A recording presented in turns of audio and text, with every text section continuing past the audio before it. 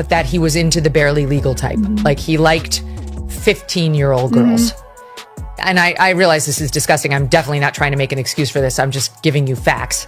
That he wasn't into like 8-year-olds, but he liked the very young teen types that could pass for even younger than they were, but would look legal to a passerby. Ladies and gentlemen, keep in mind that the Epstein files were in existence and free to have been opened during the Biden administration.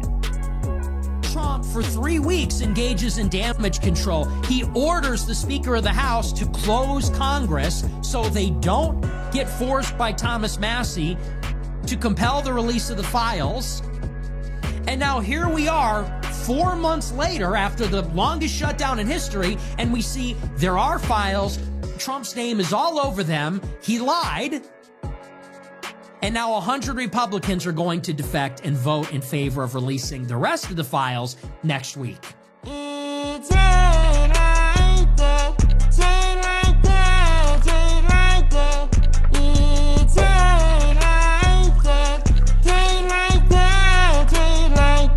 And here we go. And straight like that, we back, man. How everybody doing out there? Hope everybody doing well, doing swell. You dig what I'm saying? That's for me, myself, and I cannot complain at all. If I did, nobody would want to hear. So again, man, if you like what I'm doing, like and subscribe to the content, give me the algorithm, and I'll go according as I always say. Now, you will notice that I have on a white hat here. You dig what I'm saying? Now, that's sort of an ode. You know what I'm saying? So shout out to the MAGA sphere. Because apparently, MAGA, as a whole, pretty much, are waving the white flag right now. I don't have a white flag, so I chose to put on my white hat. You dig what I'm saying? Just to give a little shout out. A little bit of a camaraderie to him. No red hat, but I'll do the white hat. You say, Jack, what's going on? What you talking about? Well, if you let some of these people inside the movement tell it, MAGA is over. You know, here about last couple of days, man. We had a release of 20,000 emails from the files of a one Jeffrey Epstein, and they seem to have a one El Presidente being accused of having another P word associated with his name. K-file, unearthing new and incredibly revealing details about Jeffrey Epstein and his opinions of Donald Trump, someone that Epstein once called his closest friend for 10 years. The emails and text messages show that Epstein continued to be focused on Trump when he became president, questioning his sanity, psychoanalyzing him as someone who feels alone and might, quote, crack, even suggesting without explanation in one email, quote, I am the one able to take him down. Obviously, in the context of all of this, you want to know more there, but we don't have the context. The two men, of course, were once extremely close. Several associates of both of them have told us over the past year that they were the best of friends. Andrew Kaczynski of K-File is out front now with his new reporting. And Andrew, you know, you actually went through, and it's a lot. You know, you can get document dump like this. Yeah. You can word search, which actually was not easy in these documents because they were scanned. But then you have to really try to read them. And you read through thousands of pages. What did you find? That's right, Aaron. And after going through thousands of these newly released emails, there's a few things that quickly became clear to all of us. One is that Epstein kept bringing up Donald Trump long after Trump said their friendship had ended. His private comments about Trump were, for the most part, remarkably negative and harsh. And he sort of often cast himself as someone who understood the former president's mindset. Now, in messages in 2017 and 2018, he described him as, quote, effing crazy. You can see that right there, speculated he might have early dementia, called him a maniac, borderline insane. There was something where he compared him to a mob boss. There was something where somebody messaged him and said, Trump is truly stupid, to which he replied, duh. So, you know, one of the emails that we found that was very interesting was this one to Treasury Secretary Larry Summers, in which Epstein harshly described Trump, writing, quote, I have met some very bad people, none as bad as Trump, not one decent cell in his body. So yes, dangerous. Another we found seemingly mocked Trump. It was a 2019 exchange in which a contact wrote, just met your friend POTUS. And he responded back, see if you still have your wallet. And this one where he discusses his view of how Trump was handling the Russia investigation. Epstein wrote, "Your world does not understand how dumb he really is. He will blame everyone around him for the bad results." I mean, it's really incredible when you go through this, right? And you realize how, these files, how, as Garcia was just talking about, right? Mm-hmm. Just the frequency with which Trump's name was mentioned. He was the subject. Trump obviously has never been accused by law enforcement of any wrongdoing, and it's important to always note that when we're talking about this. But the emails do suggest that Trump was a recurring fixation for Epstein, right? He keeps talking about him. He keeps analyzing him. What kind of insight did Epstein claim to have into Trump, Andrew? And I say that in the context of the fact that we know for many years the two men were very close. Very close, very close. Trump had said in that New York Magazine article where he called him a, quote, terrific guy, that they had been, he had known him for 15 years at that point, and that was in the year 2000, so going all the way back to the 1980s. And Aaron, what you see in these messages is that Trump did talk about Epstein as if he was someone he had special insight to, if he understood how Trump thought in a way other people didn't. He described Trump as impulsive, isolated, in his own words, quote, nuts and dangerous. Take a look at this 2018 email where they're discussing this Daily Beast story that suggested that Trump was having a mental breakdown. He wrote, "He feels alone and is nuts," using 3 exclamation points. "I told everyone from day one, evil beyond belief, mad, and most thought I was speaking metaphorically. It's obvious he could crack. Stormy Daniels, lies after lies after lies," he wrote. In another exchange, he offered this assessment of Trump to someone who maybe was looking for insight into him. "Donald is close to no one. He talks to many people. He tells each one something different." Now, Aaron, it's going to be, we'll still have to see, are these emails going to change anything politically? But that vote is coming up next week where the House is going to report or vote on releasing the Epstein files. That'll then have to go to the Senate and be signed by the president. So this isn't going away. It's going to stay in the news, and we're going to see if more revelations keep happening. Yeah, we will. And Garcia making it clear they're going to go back to the Epstein estate if for any reason Trump's called for investigation stymies their efforts at the DOJ. K-File, Andrew Kaczynski, thank you so much. LinkedIn co-founder Reid Hoffman just responding to President Trump's demand that he be investigated for his alleged involvement with Jeffrey Epstein. Hoffman saying the move was a, quote, obvious ploy to delay release of the Epstein files, writing Trump should release all of the Epstein files, every person and every document in the files. Hoffman wrote in a thread on X, adding later, the call for an investigation is an obvious ploy to avoid releasing the files. Simply release all the files and expose the people who had both deep and ongoing relationships with Epstein.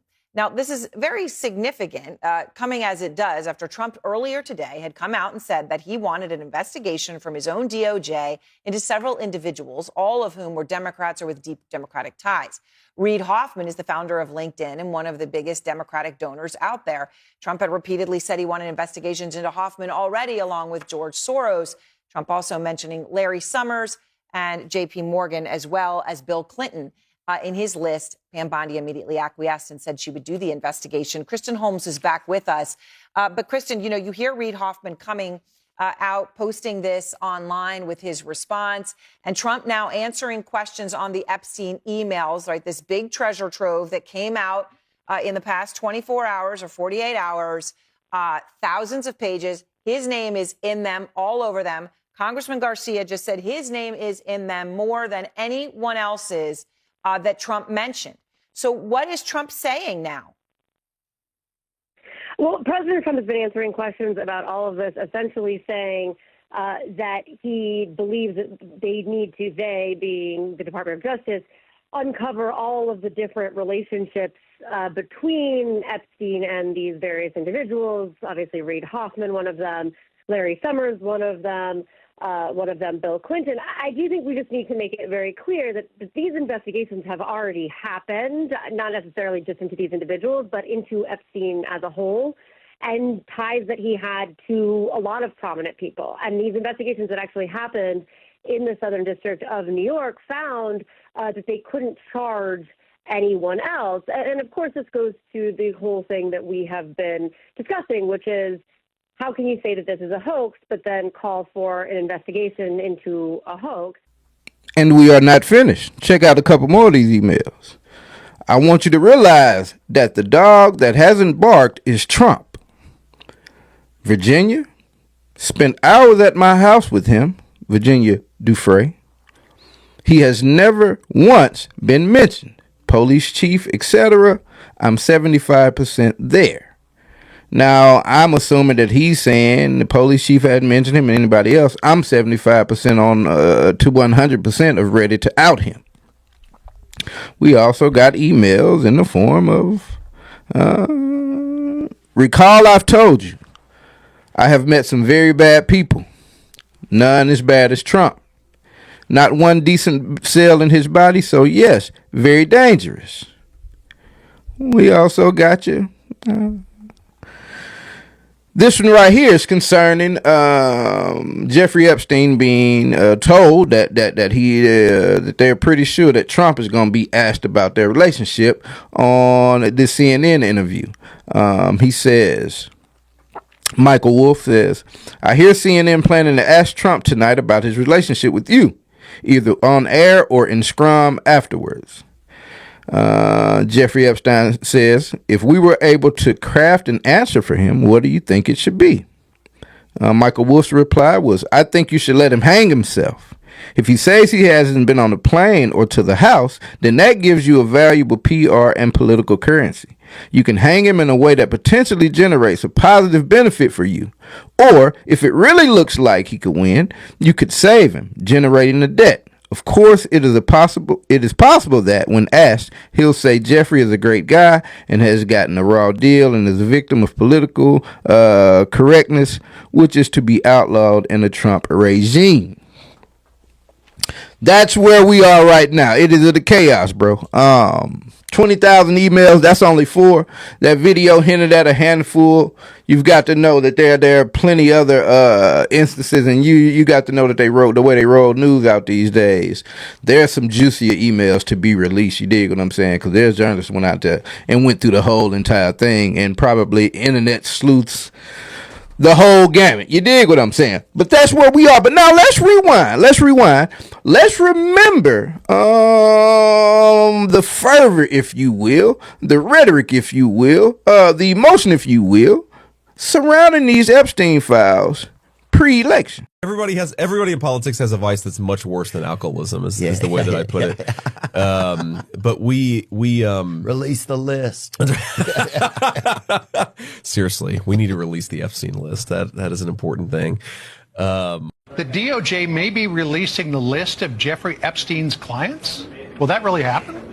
It's sitting on my desk right now to review. That's been a directive by President Trump. I'm reviewing that. I'm reviewing JFK files, MLK files. That's all in the process of being reviewed because that was done at the directive of the president from all of these agencies. So have you seen anything that you said, oh my gosh? Not yet.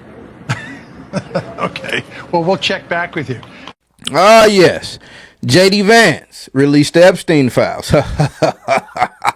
Him and Theo Von, they made me hiccup.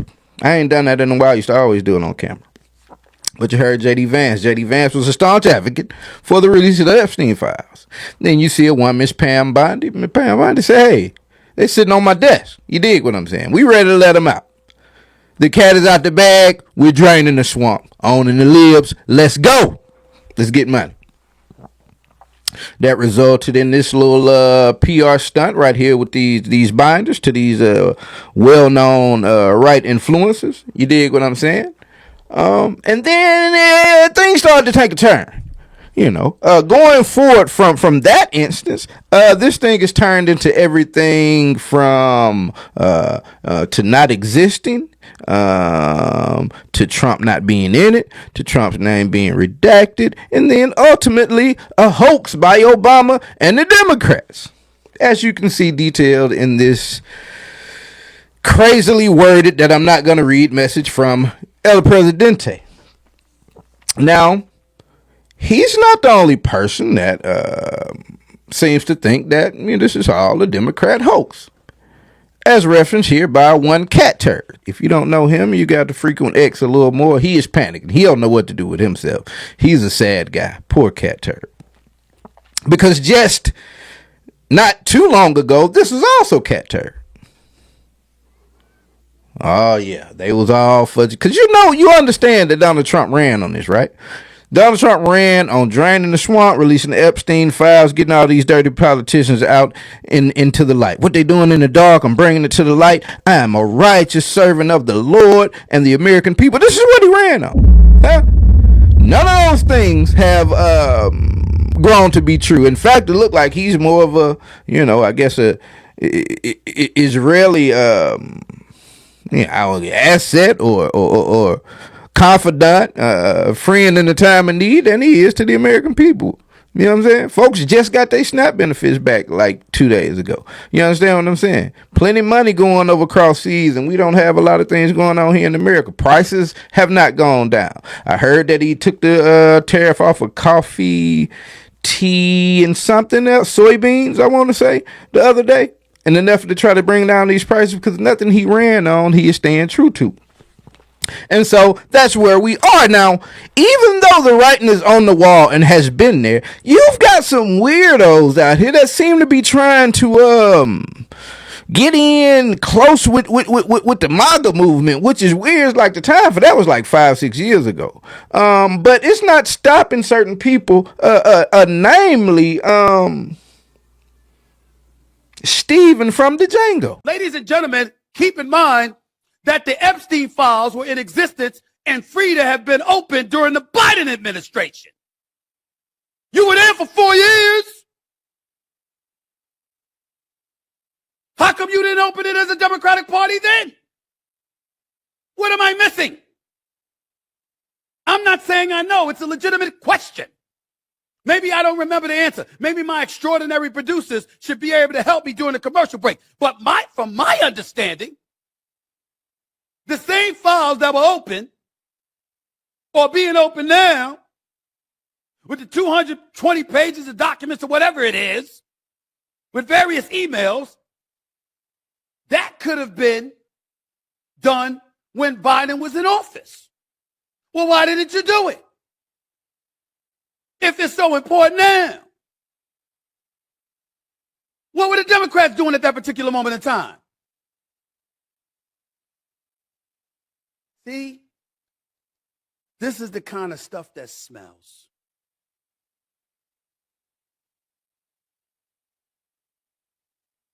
Because my attitude is just deducing how much they despise Trump is if there was some real bona fide dirt on him, since you went after him with the 34 felony convictions, which essentially was deduced to him paying hush money to Stormy Daniels, a porn star, so she wouldn't reveal their happenings with one another leading up to the election in 2016. Okay? If you had something like that you were willing to parade him through the streets with, of course, if you had something on him about Epstein, you'd have let it go earlier to make sure he didn't become the 47th president. That's just my thinking from a logical perspective. But what do I know? Without a bit of respect towards the Django man, I'd like to tell you, in the words of my beloved late grandmother Tootie. Huh? In the words of Grandma Tootie, you don't know a shitting ass thing, Stephen A. Huh? Hey, if you had a grandma that said that, she was the absolute goal of the earth. I'm telling you, I'm not saying if your grandma didn't say that, she's not the goal of the earth. But if she said that, if she had that in her vernacular, she is an absolute pure gold human being of the earth, and we are happy to have had her. Stephen A. don't know a goddamn thing. You want to tell you why?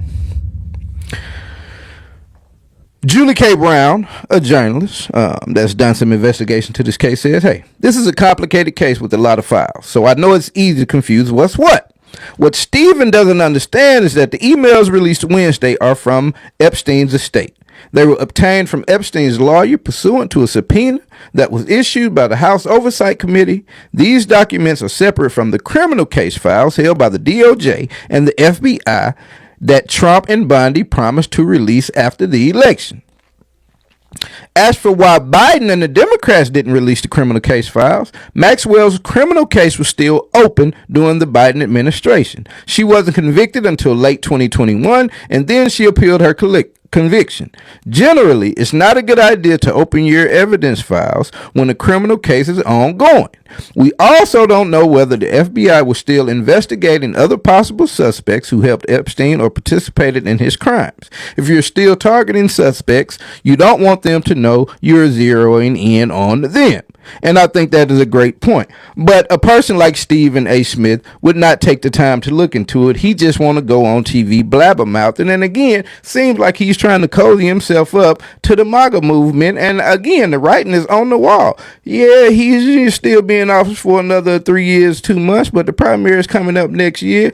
And from all of the staunch followers, that one of the main one we're going to get to here later on in this video, you got MTGs of the world out here denouncing him. You understand what I'm saying? So I don't know that the midterms are going to go well for him. We just had some elections here a week or two ago, and it was blew down the board, a blue wave. So I don't know what he calls himself cozying up to, man. But again, Stephen A. is a guy that says he wakes up every day thinking of ways to make his bosses more money, and maybe they'll throw him down a couple of crumbs. Now, the $100 million contract that he got, that's not crumbs, that's money. But you know, all money ain't good money, and you can't look at the money that a particular person is getting and have any kind of envy for that, because I can tell you from real experience, it does not take intelligence. It does not take a good morality level. It does not take being a decent human being to get you some money out here. So, you know, all money ain't good money, but that was Stephen A. But, you know, we've got even better ideas. He went down the rabbit hole of why ain't they already releasing it, just some normal tropes. But we have a one Megyn Kelly with a more succinct viewpoint on this thing. As for Epstein, I've said this before, but just as a reminder, I do know somebody very, very close to this case who is in a position to know virtually everything. Not everything, but virtually everything. And this person has told me from the start, years and years ago, that Jeffrey Epstein, in this person's view, was not a pedophile. This is this person's view, who was there for a lot of this, but that he was into the barely legal type. Like he liked 15-year-old girls.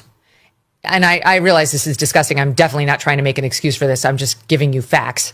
That he wasn't into like 8-year-olds, but he liked the very young teen types that could pass for even younger than they were, but would look legal to a passerby. And that is what I believed, and that was what I reliably was told for many years. And it wasn't until we heard from Pam Bondi that they had tens of thousands of videos of alleged, forgive me, they used to call it kiddie porn, now they call it child sexual abuse material, on his computer, that for the first time I thought, oh no, he was an actual pedophile. I mean, only a pedophile gets off on young children abuse videos. She's never clarified it. I don't know whether it's true. I have to be honest. I don't really trust Pam Bondi's word on the Epstein matters anymore. Yeah, so I don't know what's true about him, but we have yet to see anybody come forward and say, I was I was under 10. I was under 14 when I first came within his purview. Look, you can say that's a distinction without a difference. No, it's not. I think there is a difference. Yeah. There's a difference between a 15-year-old and a 5-year-old. Yeah. You know, it's just whatever.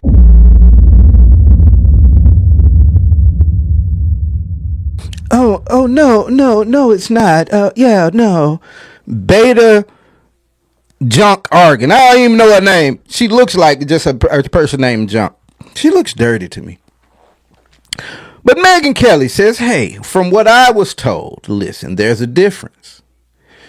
There's not just underage. There's a difference in a person that likes an 8-year-old and a person that likes a 14, 15-year-old. So therefore, from reliable sources, I was told that Epstein and Trump and all these people, they don't like little kids. They like older little kids. Huh? What? Megyn Kelly says, okay, they weren't 8, they were 15. To a passerby, they would appear legal from afar, but if you came up on them, then you could obviously see that they were young. Those are the type of girls that they like. So what's wrong with that? Does Megyn Kelly have daughters? Apparently, Megyn Kelly was never a little girl. She probably came from the MAGA clone factory. You dig what I'm saying? I could not imagine her ever being a young girl and having that type of shit come out of her mouth. So in Megyn Kelly's estimation, had a 40, 50-year-old man had relations with her when she was 14 or 15, it would be okay. As long as he didn't come at her when she was 8 or 9. The expectations were low, but holy, you dig. I mean, that puts it all into perspective. But, how can you be surprised when you are dealing with a group of people where their politicians say things like this? And just as I said with a porn flash that I put in one of my videos, I would not sully my soul by uttering some of the words that are in this picture, but I'll let you read them for yourself. And I checked them with AI online, and these are accurate quotes. So again, how can we be surprised when we have people that make these kind of comments? But now we are starting to pull into the part of the video that I'm going to feature a young man that, quite honestly, has them pissing in their pants. They can't do nothing with this little cat. He's a little guy making big moves. I said it last time. He out here got him in the blaze. Bro said MAGA is over. It's a done deal. America first. In July, this is the best part. Bibi Netanyahu visits the White House for the third time on 7/7/2025. I'm not making this up. Google the timeline. On July 7th, 7/7/25, add 2 + 5. I'm not a numerology guy, but it's a little weird. In his third visit on 7/7 to celebrate bombing Iran, Netanyahu visits the White House, and the day before he arrives, literally the day before, the DOJ announces there are no files, case closed, it's over. Trump, for 3 weeks, engages in damage control. He orders the Speaker of the House to close Congress so they don't get forced by Thomas Massie to compel the release of the files. And now here we are 4 months later after the longest shutdown in history, and we see there are files. Trump's name is all over them. He lied. And now 100 Republicans are going to defect and vote in favor of releasing the rest of the files next week. This is a crisis of Trump's own making. You have no one to blame but yourself. You can't blame your own base for asking you to do what you promised to do. You can't say that your base doesn't see the bigger picture or they're conspiracy theorists. If you played into that for years, which you did, the chickens have come home to roost now.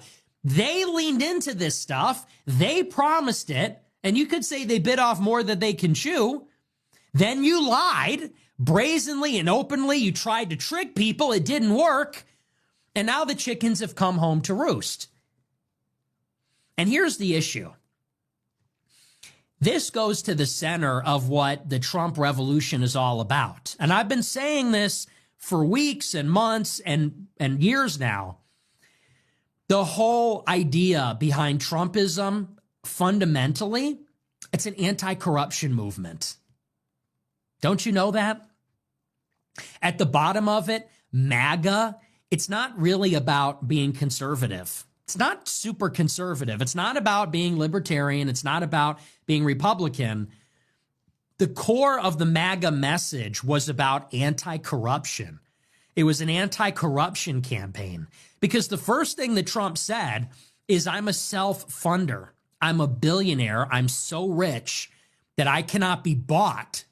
And what's the implication? The implication is Congress and the president is bought by the money. And they're compromised in all sorts of ways. They're compromised by money and the quid pro quo, those expectations. They're compromised in other ways by blackmail. They're controlled by the media. And so the fundamental premise of Trumpism is, I can't be bought, therefore I'm incorruptible. That was the point. If I put up $70 million to run my primary campaign and I'm a billionaire, maybe I could do that in the general. And if I have all small dollar donors, the people can literally overthrow the corrupt government. All the super PACs, all the billionaires, all the money will be against. But if we have one billionaire and a ton of small dollar donors, and maybe some like small business owner, millionaire types, then maybe we really could have a president that isn't beholden to anybody. So that's actually central to the MAGA message. This idea of draining the swamp, it's not like it's one among other things that's critical. And Epstein epitomizes this problem, because what is the Epstein playbook? He's got a private island. Why? So that he controls who goes there, and he can see everything and record everything that happens. That's the point. There's no jurisdiction. He's got a private island. He's got his townhouse in Manhattan rigged with cameras and microphones. Why? He's in bed with the Israeli government, the British government, the American government. His entire operation is to entice and induce powerful people to let their guard down so that he can compromise them with blackmail and then control them on behalf of some entity. Who even knows? Probably Israeli intelligence. But honestly, who knows? Maybe he's a mercenary. Maybe he worked with Israeli intelligence and British intelligence and or the CIA. Most likely Israeli intelligence. But that gets to the heart of why people don't trust the government. Because people have this idea that the reason America is losing, why are we powerful and rich, but the country's getting worse? It's because of the leadership. The leadership is steering us into the rocks because they're being manipulated. They're being controlled with money or blackmail or by shadowy forces. And so the whole Trump revolution was saying, let's turn the lights on. Let's put the spotlight on this. Let's get back in control of the government. There's no reason we should be failing. Let's fire all the bad people. Let's expose all the criminals, throw the corrupt people in jail, and then we can make Americans' lives better. And people like Epstein would be first on that list, and all of his clients. If Bill Clinton was running with Epstein, we need to get to the bottom of that. In fucking public, needs to be on the news. There needs to be a full court press. There needs to be the court of public opinion weighing in on whether Bill Clinton was in bed with Epstein. And the rest of them, when that sort of thing is going on, it needs to be exposed. So if Trump gets elected and he has a history with Epstein, I'm sure Trump is worried about that. So the Trump government picks him up and then he dies mysteriously. Trump comes back. Now they bury the files. And this is what I said from the start. This is so damning for MAGA because it severs the trust between the people and Trump. It says definitively, wow, you're really just like the rest of them, aren't you? You are a fucking criminal. You're a liar. You're a criminal. You engaged in a conspiracy and a cover-up at the highest level, and we just don't know. We can't give you the benefit of the doubt. Epstein is the worst of the worst. He was a sex trafficker. He did traffic underage girls. He was involved with multiple foreign governments. He got his billions under mysterious circumstances. He was involved with the mega group and Jewish billionaires. And you knew him, and you were friends with him, and he died under your watch, and now you're covering it up. So you can show us everything at this point. It will not eradicate the doubt that has been sown in the minds of the people, and you did it to yourself. And to me, that signals the end of MAGA. It's over. Trump can do a lot of things and not lose support from his followers. He can bomb Iran and make a justification for why that is in America's interest. I wouldn't say that's even possible, but the cult of personality is strong. And he can bury the jobs report, and he can fumble the trade negotiations. He can get away with a lot of policy-related things. There's a lot of room to say that it's hard to reform the system or that people should manage their expectations.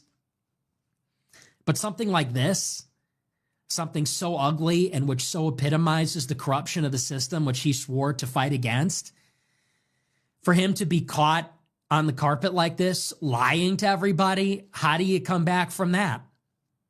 And that's what's going to happen next week, is Ro Khanna and the Democrats and Thomas Massie and maybe 100 Republicans are going to vote to force the DOJ to release all the files, and who knows what we're going to find. These are some of the things we got from the existing trove. This is a couple of emails. One of them, this is from, I believe, Daily Mail.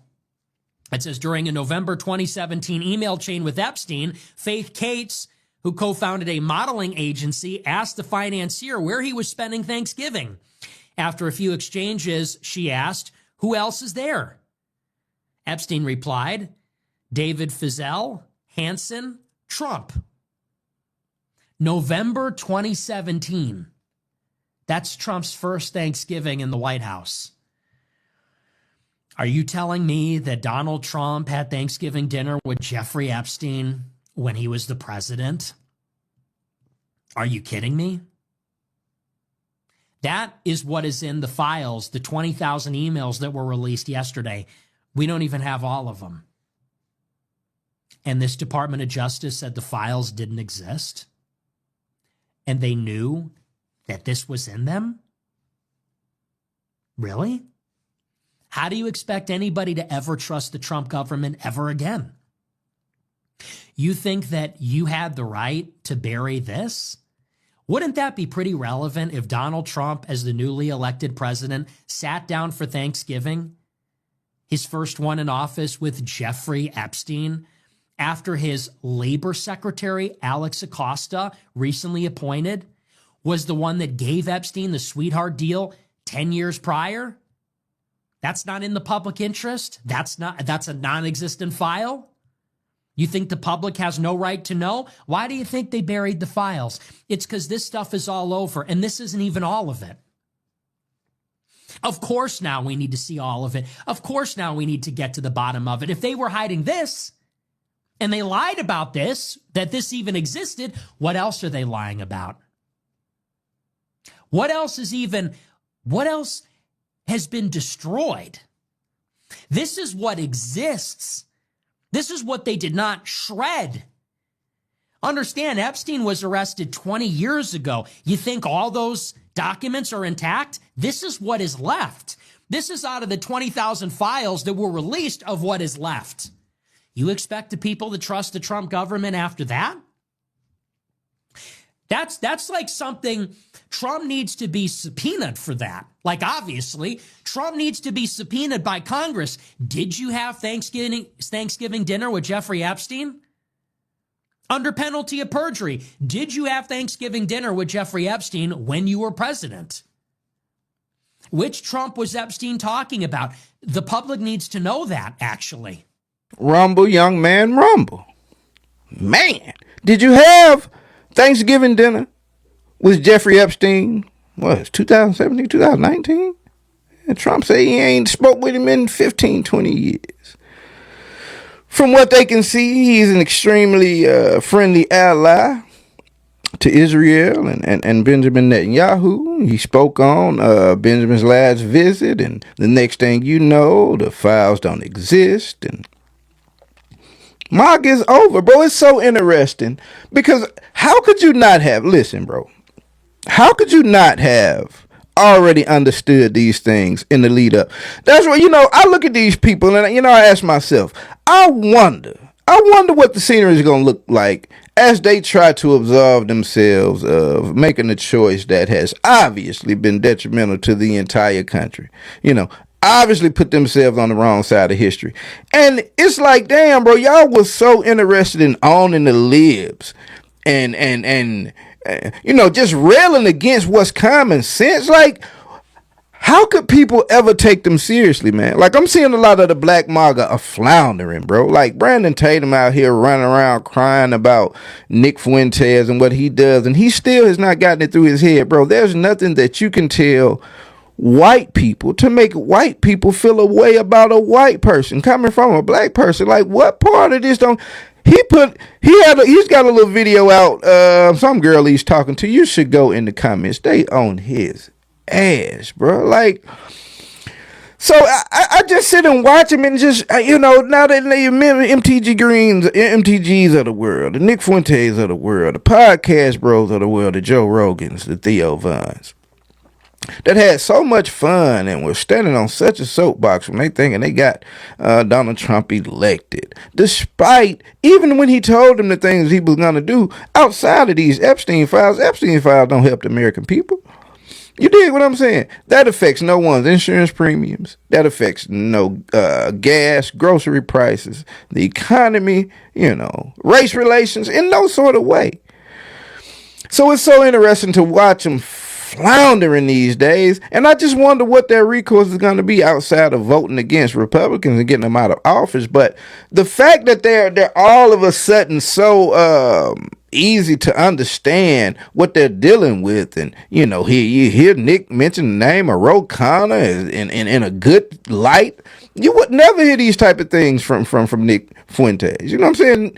Ro Khanna is an Indian. Nick hates him.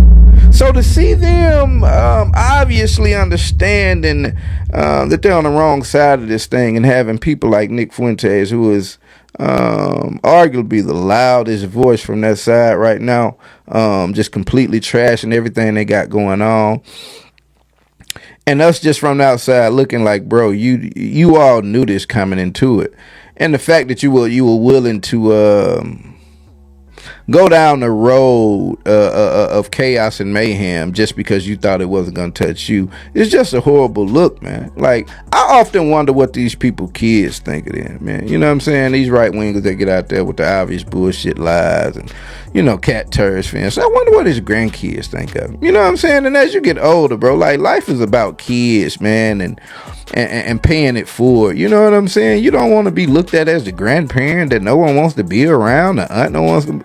It's crazy, bro, but that's the box that they put themselves into, and every day, man, that is more fallout that's just showing them that they made a horrible, most likely based in race, decision here a year ago. And so this is where we are, man. They are at a crossroads right now, and these are the two choices you have. Admit you a con or support people that are described by the P word. And so the choice is yours, people. You made your bed, and now you have to lie in it and try and get as good a good night's rest as you can. And we are not supplying you with the fan or any air conditioning, anything. You got to get it how you live. And so until we get some more updates on these folks, seeing what they're going to do about this thing, we'll be chilling. But as soon as we do, I'll bring them back to you all. And until then, it's been straight like that. I'm out.